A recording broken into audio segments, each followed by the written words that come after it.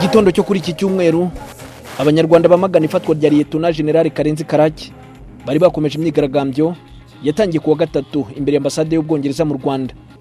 Intero yaruko batazahava General Karenzi atarekuwe. Ariko ahagana mu masaa 5 n'igice z'igitondo basuwe n'abashyitsi bayobowe n'umuyobozi w'umujyi wa Kigali Fidel Ndayisaba. Yarabazaniye ubutumwa nabwo ngo bushingiye ku ibaruwa polisi yandikiye umujyi wa Kigali ejo hashize. Kugira ngo polisi tubungabungira umutekano byabaye ngombwa yuko ifunga uyu muhanda n'uwo hepfo. Bikaba rero hari byinshi byumvikana byagiye bibangamira, harimo abakoresha imihanda ndetse n'izi ndangururamajwi zihora zikora amasaha yose.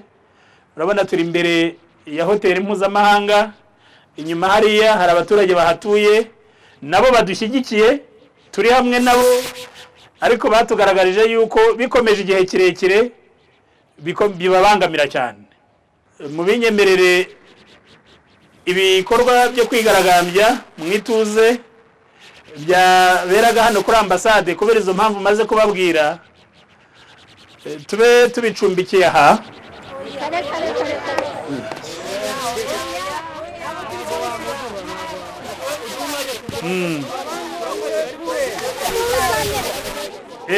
Iba ababyeyi bangana natwe twarataye ingo tugatabana tugaca ingando hano tukarara hano kugira ngo tuzamwakire ku kibuga cy'indege.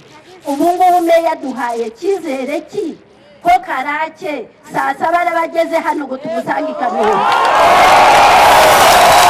Kuzahirirwa tuharare kugeza igihe General Karenzi Karake azatahira tukabona.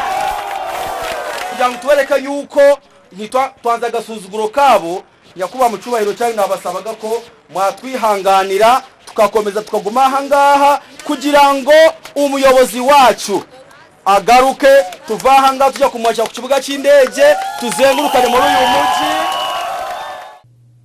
Aha byabaye ngombwa ko umuvugizi wa polisi Chief Superintendent Celestin Twahirwa nawe ashyiraho ake. Uyu muhanda ni nyabagendwa, ufite inyungu ikomeye cyane ku gihugu cyacu, ukwiye gufungurwa. Icya kabiri, kira hoteli iri hariya ikwiye gukora, namwe mugasaba muri mirimo musanzwe mukora, ariko muterenganya ibyo turimo, ahubwo dukoresha ubundi buryo bwose bushoboka, amaradiyo, ibinyamakuru bishoboka, ndetse n'amishyikirano no kuvugana n'abantu bose bireba. Nk'uko umuyobozi w'umujyi yabibwiye, ntabwo bihagarara, ariko mu rwego rw'umutekano nk'uko nabibabwiye, ndagira ngo nongere mbasabe mwihanganire yuko bikomereza ahandi. Ubwo butumwa bwagejejwe kubigaragambirizaga mu muhanda uri imbere ya ambasade ndetse n'undi uri inyuma yayo. Yose yari yarafunzwe kubw'umutekano w'abigaragambyaga, dore ko bari baranashyizeho amahema bararamo n'ibindi bakenera nk'indangururamajwi ziremereye.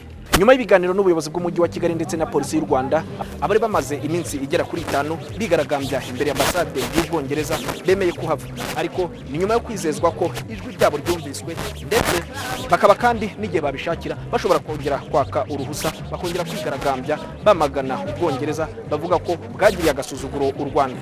Nyuma yaho bemereye kuhava, imihanda yahise ifungurwa ndetse n'amahema n'ibindi bikurwaho, berekeza mu ngo zabo, ariko nanone bakaba bemeranyijwe ko icyo babona nk'urugamba rwo kurwanya agasuzuguro cyo kidahagaze, ngo ahubwo kizakomeza igihe cyose biri ngombwa.